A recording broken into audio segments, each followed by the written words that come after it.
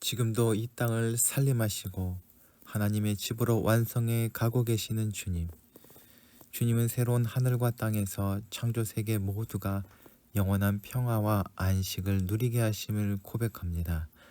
지금 망가지고 있는 세계를 바라보면 절망하게 되지만 주님께서 주시는 희망에 저희가 다시 한번 헌신하게 하여 주시옵소서.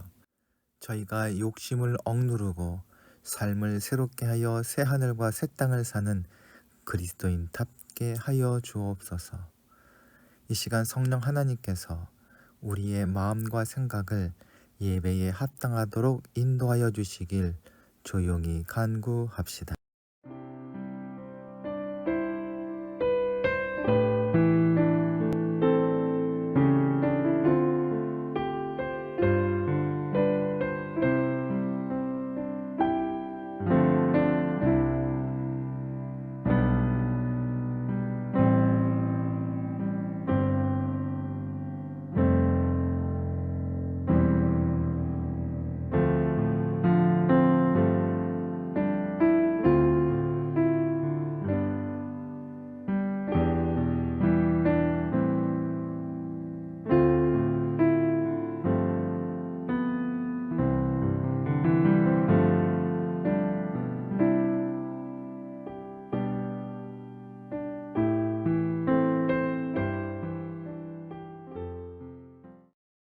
은혜와 사랑이 충만하신 하나님, 지난 주간 추석 명절 연휴를 보내며 가족 간에 화목해 하시니 감사를 드립니다.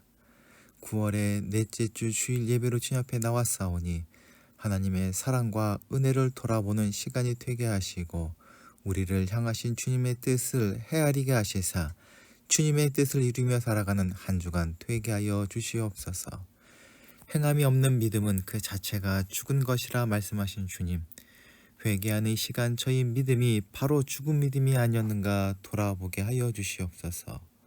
공동체 안에서조차 외모와 확벌을 보며 형제와 이웃을 판단했고 부자는 좋은 말로 대하며 가난한 자는 무시한 태도를 보였습니다. 헐벗은 자가 옆에 있었으나 따뜻하게 하라고 말만 하였고 굶주리는 자에게도 배부르게 하라고 말하며 실제적 도움을 주지 못했습니다. 고아와 과부와 나그네와 고난 중에 있는 자를 돌보지 못했습니다. 예수님의 제자임을 자처하면서도 모범으로 보여주신 실천은 따르지 못했습니다. 주님, 행함 없는 저희 부끄러운 신앙을 회개하오니 용서하여 주옵소서. 당신의 몸된 한국교회를 불쌍히 여기시고 새롭게 하여 주옵소서. 교회가 세상의 소금과 빛이 되기보다 염려와 조롱거리가 되어버렸습니다. 진리와 정의를 따르기보다 돈과 권력을 따르는 교회가 되어버렸고 화해의 복음을 전하기보다 혐오와 분열을 주장하는 교회가 되어버렸습니다. 참혹한 교회의 모습을 회개하며 어디서부터 잘못되었는지 무엇을 고쳐야 할지 곰곰이 생각하고 반성하는 지혜를 더하여 주옵소서. 예수 그리스도를 머리로 삼은 참된 교회가 지금 여기서 어떻게 존재해야 할지 고민하고 실천하게 하여 주옵소서.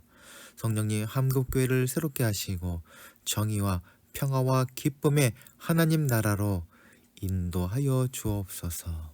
의료 문제로 인하여서 고통받는 이 나라를 위해 기도합니다. 병든 자를 치료하신 하나님, 정부와 의료계의 갈등으로 의사들이 병원을 떠나고 의료 환경이 어려워졌음을 고백합니다. 병원에서 제대로 치료받지 못한 사람들의 이야기를 듣게 되고 건강의 문제로 걱정이 가득한 이야기를 공동체 안에서 듣게 됩니다. 주님, 이 땅의 모든 갈등을 풀 수 있는 지혜를 더하여 주시옵고 아픈 몸으로 인하여 주님을 바라보는 모든 이에게 하늘의 치유를 경험케 하여 주시옵소서. 예한 공동체를 위하여 기도합니다. 이 땅 가운데 하나님의 뜻이 이루어질 수 있도록 세워주신 공동체임을 고백하오니 그 사명을 감당할 수 있도록 하늘의 신령한 은혜와 땅의 기름진 복으로 채워 주옵소서. 아울러 주님을 바라보며 기도하는 그 소원과 마음을 기억하시사 풍성하게 응답하여 주옵소서. 세우신 거룩한 빛 등대교회도 든든히 세워져 갈 수 있도록 돕는 자를 보내어 주시며 아름다운 복음의 소문이 널리 퍼져나가게 하여 주시옵소서. 귀한 가정에 선물로 주신 추억운도 강건케 하시고 하나님의 뜻을 이루는 귀한 그릇으로 장성하게 하여 주시옵소서. 은혜 가운데 세워주신 문봉 제빵소가 좋은 소문이 나게 하여 주시사 주님을 영화롭게 하며 세상에 기쁨이 되게 하여 주시옵소서. 이 모든 제목을 따라 우리 구주 예수 그리스도의 이름으로 기도하옵나이다. 아멘.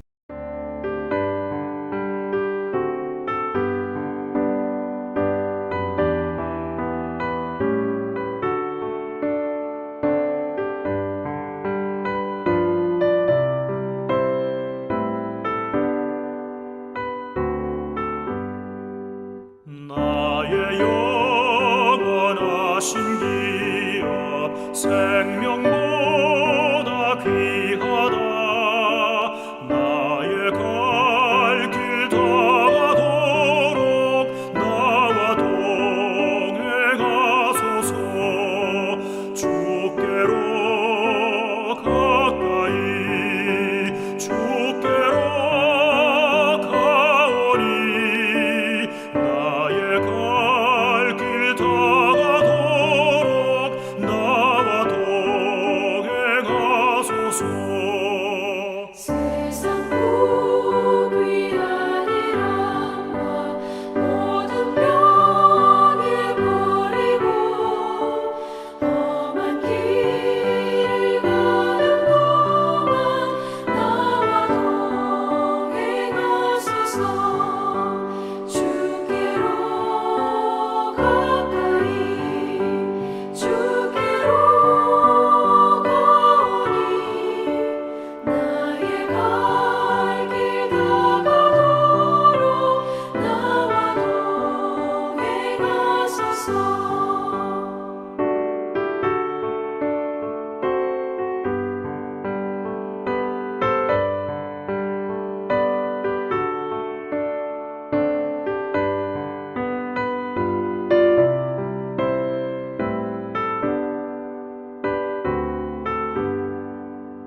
어둠 골짜 지나가며 험한 바다 건너서 천국문에 이르도록 나와 동행하소서. 주께로 가까이 주께로 가오니 나의 갈 길 다가도록 나와 동행하소서. 아멘.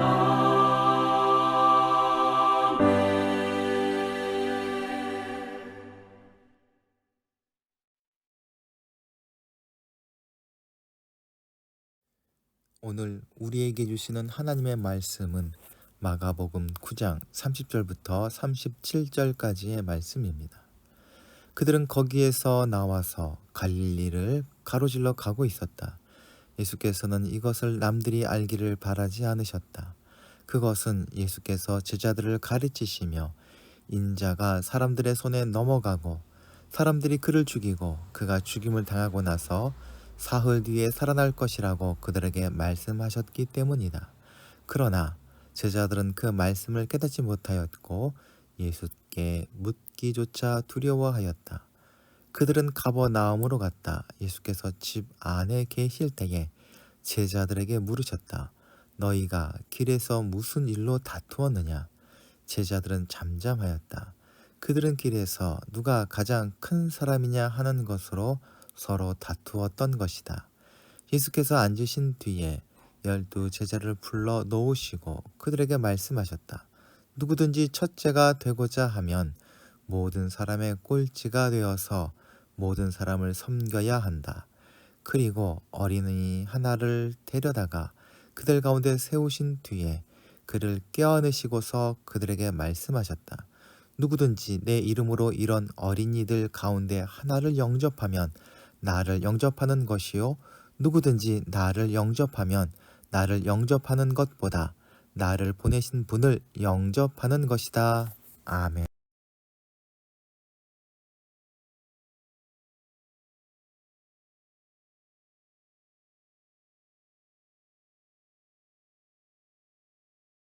마가복음 9장 1절에서 29절까지는 예수님께서 베드로, 야고보, 요한을 데리고 변화산으로 올라가셔서 영광스러운 모습으로 변화하신 뒤에 산에서 내려와 귀신 들린 아이를 고치신 이야기를 읽을 수 있습니다.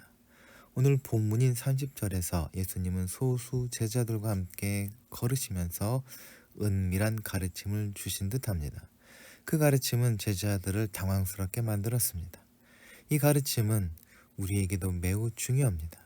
지금 이 사회는 어느 때보다 누가 얼마나 더 높이 올라가느냐 따지는 1등주의, 성공주의가 만연합니다.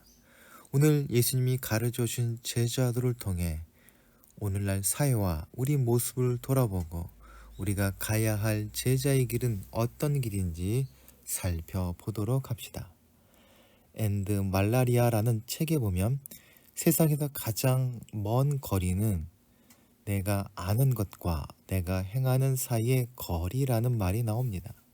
알고 있지만 행동하지 못하는 것을 탓하면서 지식에서 실천까지 가장 거리가 멀다 지적하고 있는 것입니다.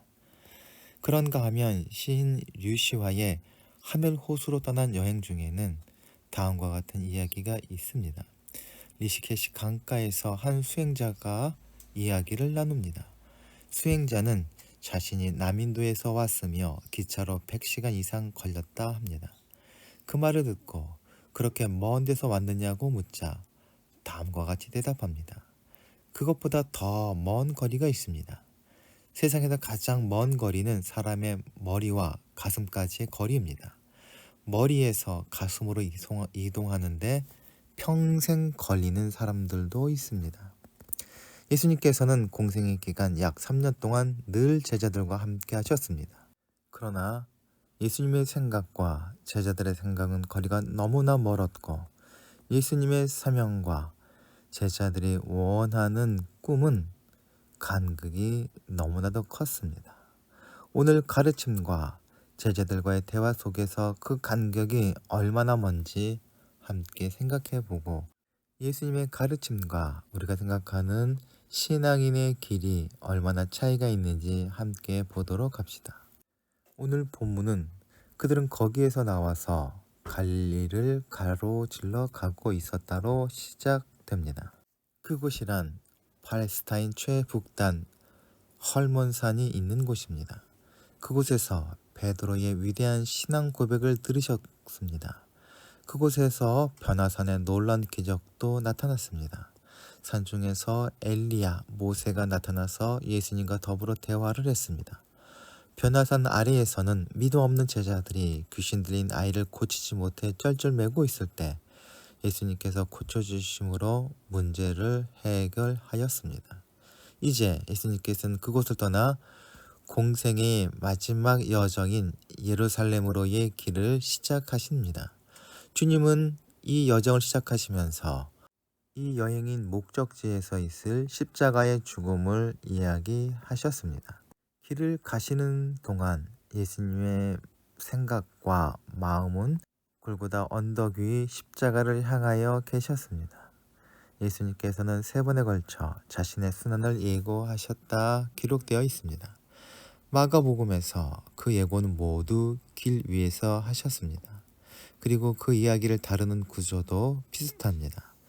예수님께서 순환을 예고하시고 말씀을 오해한 제자들의 어이없는 반응이 뒤따르고 깨닫지 못한 제자들을 다시 예수님께서 가르쳐 주시는 그러한 과정들이 3번 반복됩니다.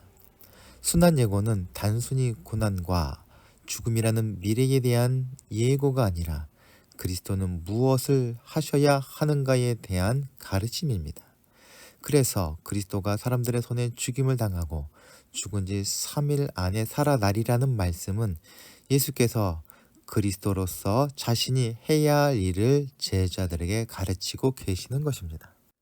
그런데 제자들은 예수님이 왜 죽으시고 부활하셔야 하는가를 이해하지 못했습니다.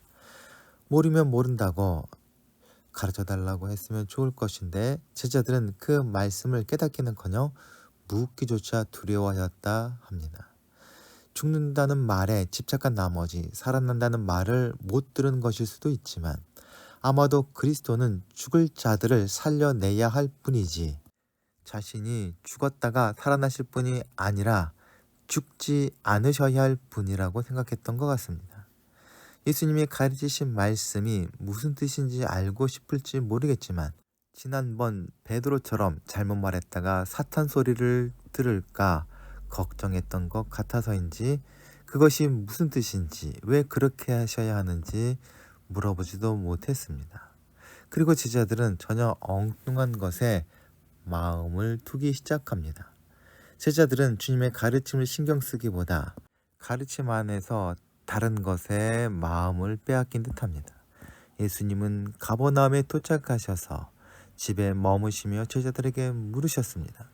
너희가 오는 도중에 서로 토론을 하던데 무슨 일로 언쟁을 벌였는지 묻습니다. 제자들 사이에 심각한 논쟁이 있었던 것 같고 이것은 예수님께 드릴 정도로 심각한 다툼이었던 것 같습니다. 본문에서 다투다로 번역된 이 말은 어떤 결론을 얻기 위해 서로 근거를 주장한다는 뜻입니다. 이렇게 해서 나오는 결론은 근거가 탄탄한 결론이라 할 수 있을 것입니다. 단순한 말다툼이나 지나가는 말들이 아닌 매우 심각하고 중요한 문제로 논쟁을 벌였고 그것은 누가 크냐라는 문제였습니다. 예수님께서 순환과 죽음을 언급하신 상황에서 제자들 사이에 누가 크냐는 논쟁이 있었다는 것은 누가 예수님의 후계자인가를 두고 각죽을 벌였을 것이라 추측해 볼 수 있습니다. 비록 정경으로 인정받지 못하고 있긴 하지만 도마복음서 12장에 보면 제자들이 예수께 우리는 당신이 우리로부터 떠나실 것을 압니다. 그러면 누가 우리들의 지도자가 되겠습니까? 라고 묻는 대목이 있습니다. 이것과 연결지어 생각한다면 누가 후계자인지 다투고 있었을 것이란 추측은 과한 것이 아닙니다. 예수님께서 순환과 부활을 이야기하신 의도와는 전혀 상관없는 내용이지만 예수님의 부재라는 심각한 위기 속에서 인간인 제자들이 생각할 수 있는 논쟁의 주제인 것입니다. 첫째가 되고 싶은 마음, 즉 높은 서열에 오르고 싶은 욕망은 인간의 기본적인 마음인 듯합니다. 우리나라도 이 서열에 관해서 유별나게 집착하는데 유대인들도 예외가 아니었습니다. 고대 랍비 문헌에는 낙원에서 앉게 될 자리 순서에 대한 언급들이 있다 합니다. 그리고 낙원이 아닌 이 세상에서 사람들이 예배 때에 앉는 순서 혹은 식탁에서의 자리 그리고 공동체 내에서 서열에 따라 낙원에서의 자리가 결정되었다 합니다. 오늘날 서점에서 지도자가 되는 법과 관련된 개발 서적들이 불티나게 팔리는 것을 보면 그 마음은 예나 지금이나 서양이나 동양이나 다르지 않거나 오히려 더 강화된 듯합니다. 교회 공동체 내에서도 신앙과 희생, 충성과 성실의 의로움조차도 첫째가 되고자 하는 경쟁이 있는 것이 현실입니다. 그런데 예수님께서 제자들의 논쟁의 주제와 내용을 아시고 야단치시기보다는 오히려 제자들을 모으시고 첫째가 되는 방법이 무엇인지를 가르쳐 주십니다. 이때 예수님께서 앉았다 기록되었는데 이것은 단순히 앉는 것이 아니라 선생이 가르치기 위해서 하는 전형적인 동작을 묘사하는 것입니다. 누구든지 첫째가 되고자 하면 모든 사람의 꼴찌가 되어서 모든 사람을 섬겨야 한다. 이것이 예수님께서 가르쳐 주신 첫째가 되는 방법입니다. 제자들은 누가 첫째가 될 것인가를 놓고 길가에서 논쟁을 벌였다 했습니다. 그것은 세상적인 논리에서 누가 더 큰지, 누가 더 큰 권력을 갖게 되는지에 대한 싸움이었습니다. 왜냐하면 그들은 높아지고 유명해지고 다른 사람들을 지배하고 싶은 마음을 갖고 있었기 때문입니다. 그것이 죄 가운데에서 태어난 사람들의 기본적인 마음입니다. 결국 권력투쟁, 자리싸움은 자기를 죽이는 일일 뿐입니다. 욕심이 잉태한 즉 죄를 낳고 죄가 장성한 즉 사망을 낳기 때문입니다. 반면 하나님의 나라의 방법은 세상의 그것과 다릅니다. 예수님은 제자들을 향해 전혀 다른 하나님 나라에서 첫째가 되는 길을 제시하셨습니다. 첫째가 되고자 하면 맨 꼴찌가 되라는 것입니다. 꼴찌가 된다는 말은 사람들의 눈에 잘 띄지 않는다는 말입니다. 사람들의 눈에 띄지 않을 만큼 낮아지라는 것입니다. 하지만 첫째가 되겠다는 바람을 가지고 있는 한 꼴찌가 되겠다는 결단은 속임수이며 남을 섬기는 삶은 위선에 불과합니다. 예수님께서 하신 말씀은 꼴찌인 척 하라는 것이 아니라 진짜 꼴찌가 되라는 것입니다. 섬기는 척이 아니라 모든 사람이 종이 되라는 이야기입니다. 종이란 태어날 때부터 종이요 죽을 때까지 종입니다. 종 아닌 무엇도 꿈꾸거나 되려 하지 않습니다. 그런 꼴찌로 살고 그런 종으로 섬기라는 뜻입니다. 그럴 때 세상 안에 하늘의 생명이 충만하는 통로가 열리게 될 것입니다. 그리고 예수님은 제자들에게 꼴찌로 모든 사람을 섬기는 것이 어떤 모습인지 구체적으로 이야기하십니다. 그리고 이 가르침이 제자가 가야 할 길이며 제자된 우리가 사람들에게 전하여야 할 주님의 귀한 가르침입니다. 꼴찌가 되라 말씀하신 후에 예수님은 어린이 하나를 데려다 제자들 가운데 세우시고 그 아이를 껴안으시고 말씀하셨습니다. 누구든지 내 이름으로 이런 어린이들 가운데 하나를 영접하면 나를 영접하는 것이요 누구든지 나를 영접하면 나를 영접하는 것보다 나를 보내신 분을 영접하는 것이다. 꼴찌가 되려면 꼴찌 밑에 자리 잡으면 됩니다. 예수님께서 어린이를 데려와 제자들 앞에 세우신 것은 고대 사회에서 꼴찌가 어린이였기 때문입니다. 오늘날과 달리 고대 세계에서 어린이는 사람도 아니고 보호 대상조차 아니었습니다. 그 당시 유아 시기에 30%의 아이가 죽고 살아남은 아기조차 6살을 넘기지 못하였고 30%의 아기가 죽었다 합니다. 질병 등으로 많이 자연사한 이유도 있지만 연약하고 질병 치료하는 아이는 생산인 노동이나 싸움에 참여했었기 때문에 내다 버려 죽게 하는 경우가 많았다 합니다. 전쟁이나 기근 혹은 전염병이 돌면 아이들이 가장 먼저 희생당하는 것은 예사였습니다. 예수님께서는 그렇게 약자 중에 약자인 어린이를 제자들이 보는 가운데 껴안아 주십니다. 아이를 안는 행동은 그 아이의 가족이나 혹은 그 아이를 주인으로 받드는 노예가 하는 일이라 합니다. 내 자식이 아닌 아이를 안아주는 어른이 있다면 그 어른은 그 아이의 종이라는 의미라 합니다.